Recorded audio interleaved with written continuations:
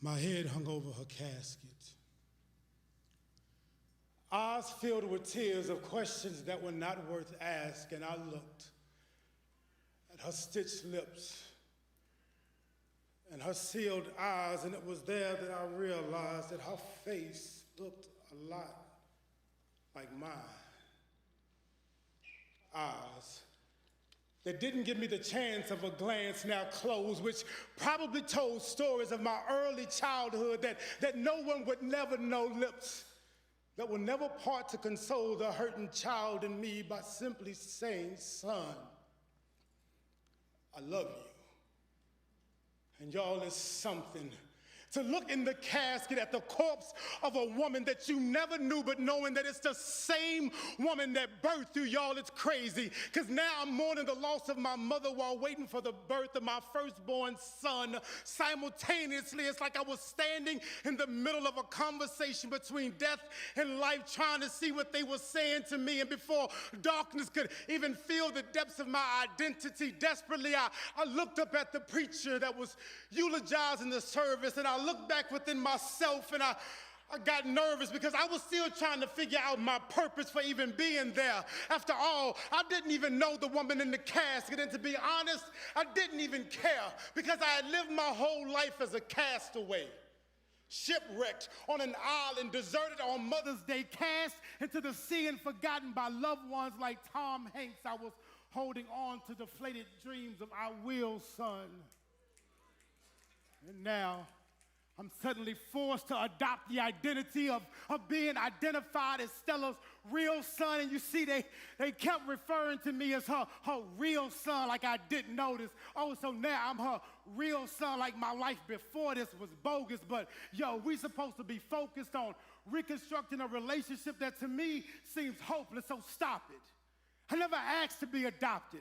I never asked to feel unwanted or shift homes just because you sold me. Listen, I was 18 months old. Was it too much for me to ask for you to hold me? Was I too complicated for you to know me? Tell me that you even feel connected to me? And why was the name on my birth certificate left empty? I see. You only give names to things that have meaning, things that are worth keeping. So am I mean for not grieving, or should we just pretend that the meaning of my life was just a means to an end? Is this what adoption is? Do you know how much pain your absence has left? Mom, your ghost has haunted me well before your death. Growing up, I felt like a mere shadow of myself, always walking in darkness, even when trying to be comforted by the light, wondering about the image that formed me, thinking, do we even look alike? Mom, I search for you harder than someone searching for shadows cast at midnight. And at midnight, Mom, I even search for you in my dreams. I would dream of happy reunions of a day that we would finally meet. I figured that we would bump into each other on the streets and we would look each other in the eyes, and there we would realize just how strong a mother and son's bond is. And I'll tell you about my past, but you will say, son, we can get beyond this. And I'll tell you about the many nights that I called you and how you never responded.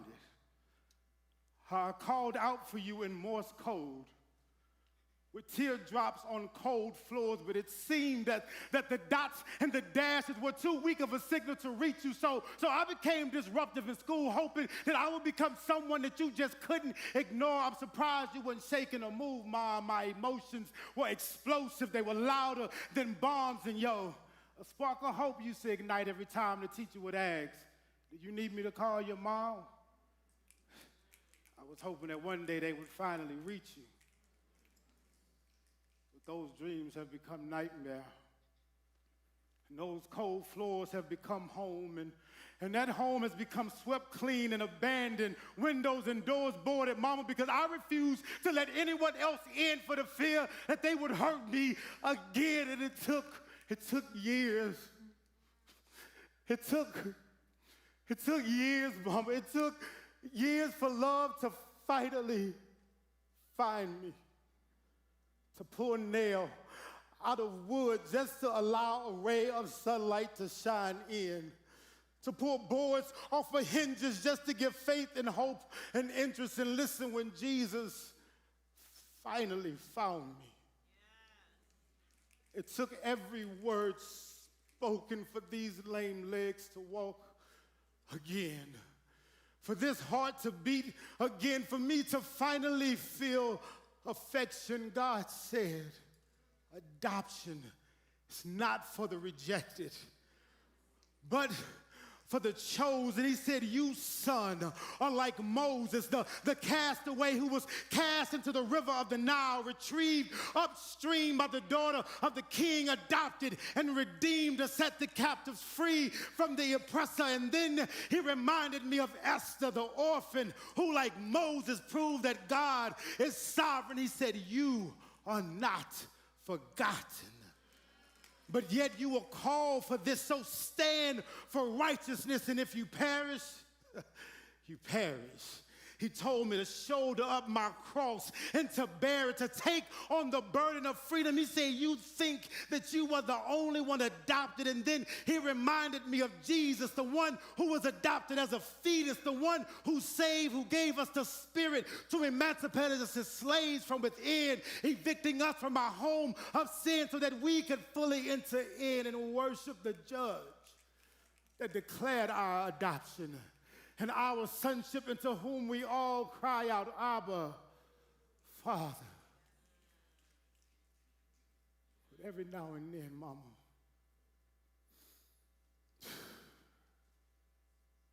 I find myself kneeling back down on those cold floors, and those Morse code tears are flowing, Mama.